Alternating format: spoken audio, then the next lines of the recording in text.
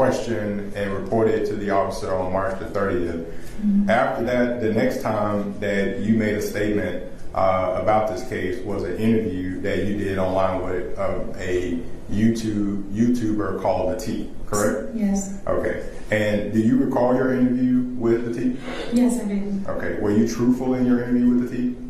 I would say I was truthful to my best abilities. I just came from out the cult, so I still had an influence on me. Yes. All right. Okay. So when you were interviewed by The T, do you recall discussing with The T why you had left Carbonation? I don't recall what I said, but I do know why I left. Okay. All right. If I asked you, read you a statement that you made from your interview with The T, would you tell me if you disagree or agree with that statement? Yes, to my best abilities. Okay. In your interview with The T, do you remember what date you did that interview? No. Okay. Now, are you aware that The T is the same group of people that sent those text messages to the detective in this case? Sure. Okay. All right. Did you provide text messages to The T? Excuse me? Did you provide text messages to The T? Me and her text all the time, yes. Okay, but did you provide the text messages with you and Kelly Johnson to The T? I may have. Okay. All right. So I'm going to read you, this is a transcript of your statements from YouTube. I left Carbonation because basically he didn't hit me, but I was hit by Zoku, Eferu, and Shiva did push me and nudge me and was getting up in my face, as well as the reason why this happened is because they feel as if I was being disrespectful to him by giving him a face. Does that sound like something you said? Absolutely, yes. Okay. Now, in your interview, further, you talk more about, what you said that happens. And did you call Mr. Bishop something along the lines of Babaji? I'm not exactly sure how to spell that, but do you know how to spell that?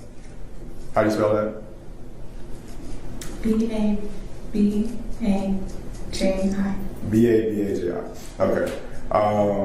And so was there a girl in the group named Malia? Yes. Was Malia considered to be the queen? Yes. Were you frustrated by Malia being the queen? No.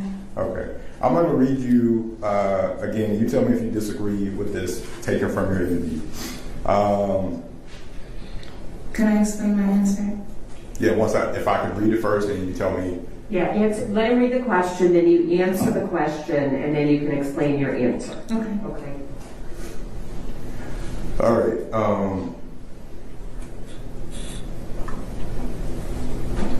All right. Use Natiri as a servant and come tomorrow. She's gonna be the servant and this and that.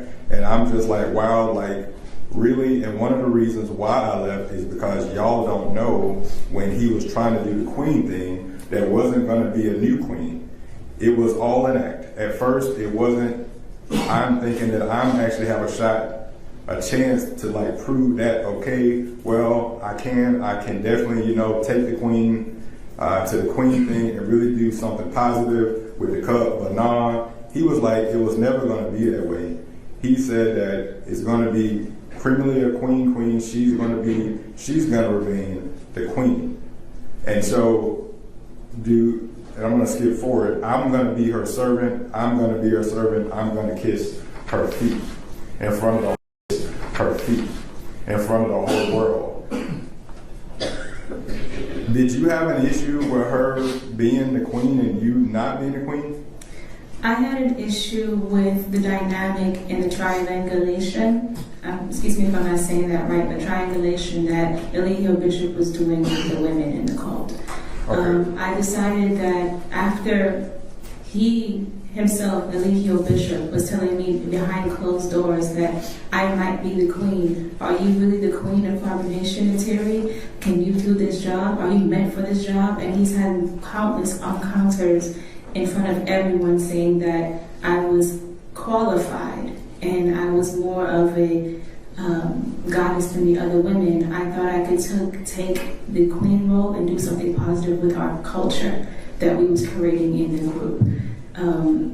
I didn't like how he put the women against each other and made them jealous of me, because he would always tell the women that he liked to be better than the other ones.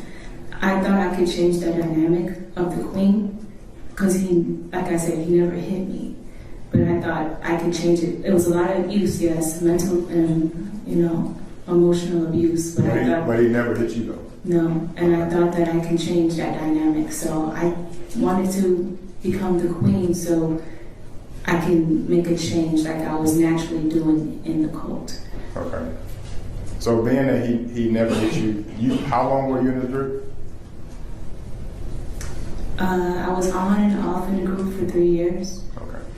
And when it came down to Eligio Bishop, though he's never hit me physically, the mental and emotional abuse and the spiritual abuse was always present. Okay. All right. So I'm going to skip through this section, but essentially you talk about the girls and you are having a dispute. So do you agree that night that the girls and you, the girls were basically being physical with you? Yes, they were physical on Eligio Bishop's orders. Okay. And well, I'm going to get to that, but go ahead, you finish your answer. yes, also I wanted to tell you before when you said, I'm going to kiss her feet, he told the world that, or he told the cult that I was going to kiss her feet. I never said to my mouth that I wanted to kiss her feet. He was ordering me to kiss her feet the next day. He said that I was going to kiss her feet in front of the whole world and become a slave to carbonation. Okay, and you wanted to be the queen, you didn't want to be in that position?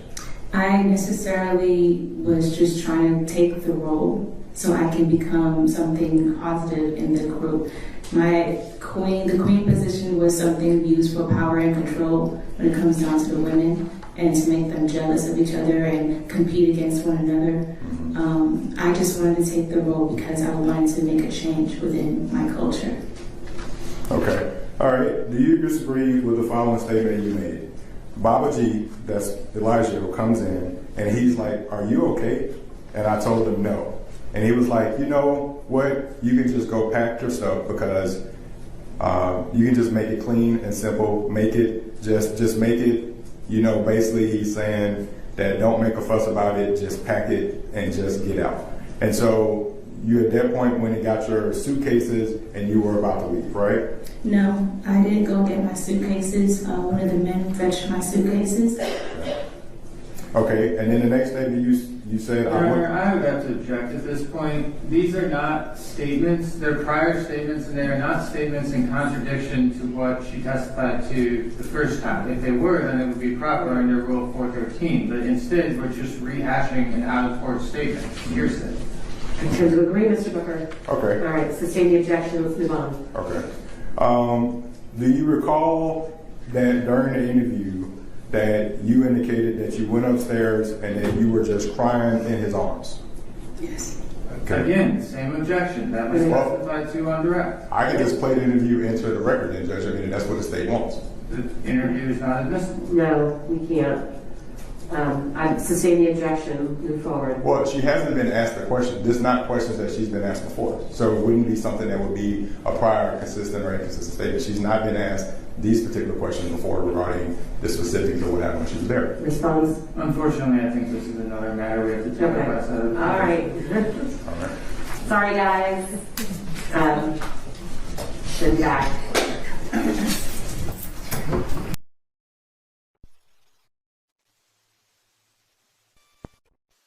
I guess it's all not frustrating. I think it's okay. All right. The state's position is that unless it is so in the prior interview, if she said something that was contradicted in court, then it is a prior statement that could come in under 413 as a prior inconsistent statement. The subsection that deals with prior consistent statements would not apply to any of this because Mr. Booker is not attempting to restore the witness's credibility. So prior consistent statements are inapplicable. Prior inconsistent statements are only applicable in as much as they are actually inconsistent with what the witness has testified to, in which case the statement is not, the question is not, do you agree with this statement that you made? It's, do you remember making this statement? And at that point, she can either say yes, no, or explain the statement. Here's the rule. Yeah, I'll rephrase it based on that. Okay, I mean, the rule is, an out-of-court statement shall not be hearsay if the declarant testifies at the trial or hearing, is subject to cross concerning the statement, and the statement is admissible as a prior inconsistent statement or a prior consistent statement. It has to be one or the other. Do you agree with that? Yes, and then prior inconsistent statement and prior consistent statement are defined further Correct. in Rule 413. Correct. Because not every statement that is consistent with a witness's testimony is admissible. It's only admissible under certain circumstances. So I'll ask her if she recalls. Use your mic for me, please. I'm sorry. I'll ask her if she recalls making the statement, and then we can give her an opportunity to. The questions that I'm asking her were not questions. I never asked her about the interview. It was not anything that was asked on during her examination. So this is all brand new questions. So what are you trying to get at? I'm getting that she did a interview that was different than the statement that she made for it to be an inconsistent statement. I would just ask that we address these specific questions based on how this has gone previously, where we have not been on the same page at all about what constitutes a prior inconsistent statement. All right, let's go ahead and ask the questions now, Mr. Booker, and get the witness's answer and any objection, so we don't have to keep sending the jurors in. It would be my preference, Judge, if we don't, could we do without asking, without the juror being present? Because, I mean, what's the point of asking? Well, then you can ask it again when the jury comes in if it's not objectionable. But the problem is there's an objection. The witness? Right? Yeah. Yeah. That's fine. You want to, okay. So I can proffer the questions that I would intend to ask the court. Is that acceptable? Yes.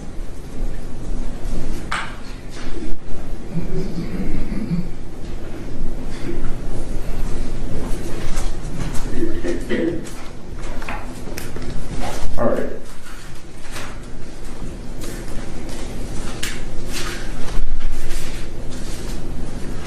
Go ahead. She states in the interview, Judge, that she doesn't know what happened in that moment. She was really vulnerable. That we did make love in that moment. I didn't want to resist him. I didn't want to, because any of that, because it was just like, I was going to resist him. The Uber's already left, but I just felt stupid, and I decided to make love to him. And that wasn't what she ultimately said, Judge. I think that's a very big point in this case, is whether or not she decided to make love to him or not. Wouldn't that be a prior inconsistent statement, Mr. Kennedy? Most of that, yes. But that was not what we were we were dancing all around that. Like, Okay. yes, that specific. So I will jump right to the point instead of going through the entire thing. And are there any more? Are there any others, or is that essentially what you're trying to do? Judge, I'm sorry, I'm trying to grab another pen. You're fine. There is a bit more to it. Additionally, she indicates in the interview that she felt stupid afterwards, that she had given in, that, I'm going to use a word that would be offensive to most people, but I want to say it, that she was about having dick rather than love. I think that that's a valid question that the jury gets to determine. She doesn't mention anything about being forced. So instead of me going through reading the transcript verbatim, piece by piece, what I can do is just question her out of it and ask if she recalls making that statement or not. And if she disagrees, then I will read it into the record. And if she agrees, you move if she on. agrees, I'll move on. With those two questions, I do believe those constitute prior inconsistent statements, so I think those are fine. Your client is trying to get your attention, Mr. Booker. Hold on, Mr. Bishop.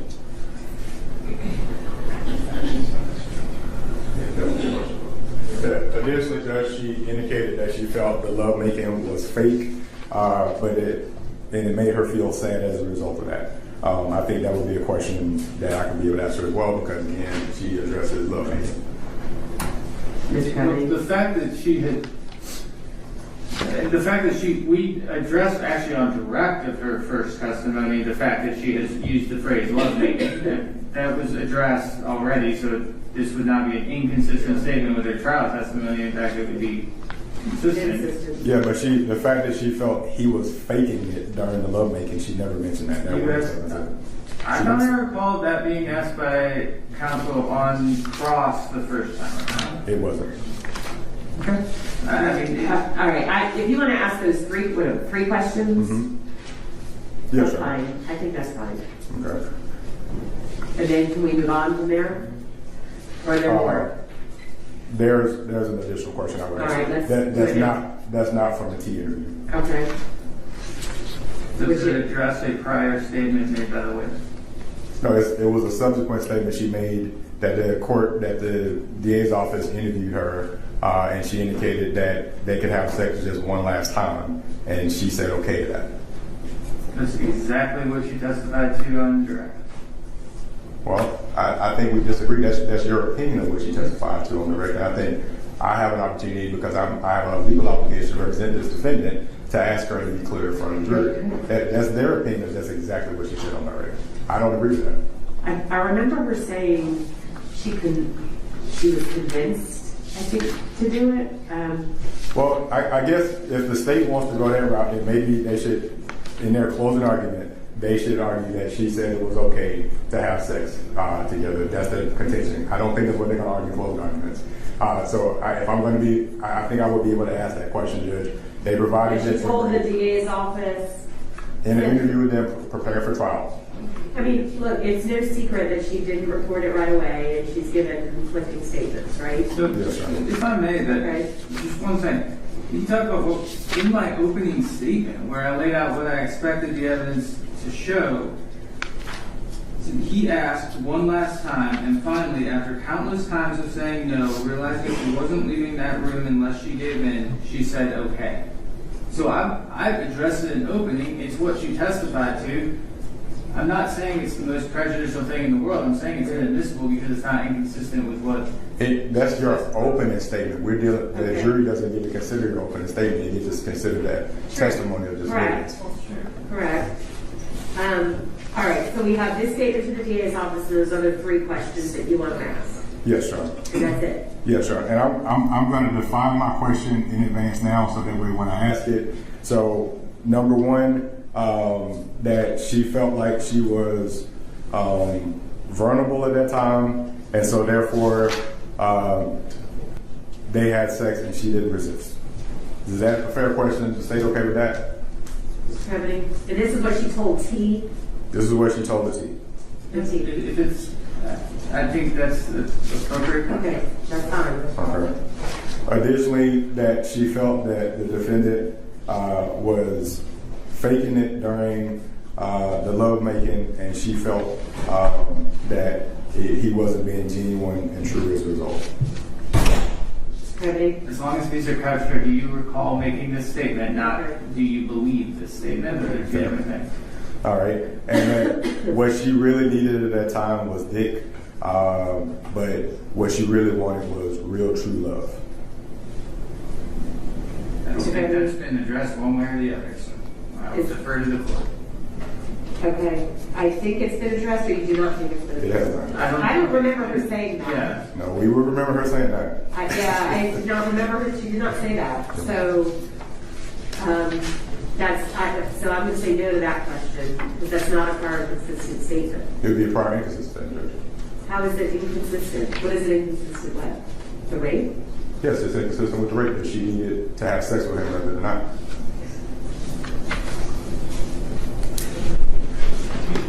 Mr. Kennedy, what was your response to that? I think he said he was okay with it, but maybe I'm wrong. I don't see how it can be inconsistent based on like the absence of testimony. I mean, it's not consistent or inconsistent. It's just not something that came up in her testimony. Okay, well, could she be asked if she recalls that statement? If she doesn't recall it, then we'll leave it be.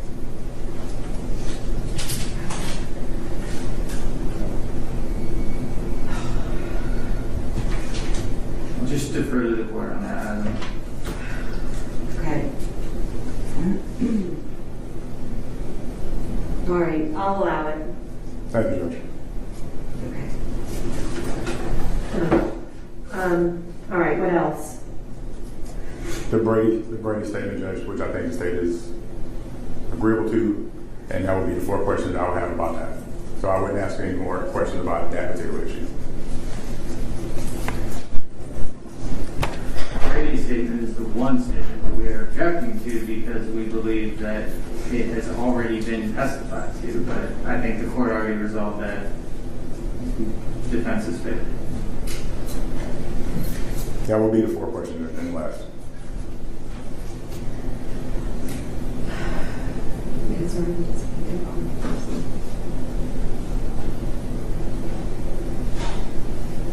I'm sorry, the Brady statement.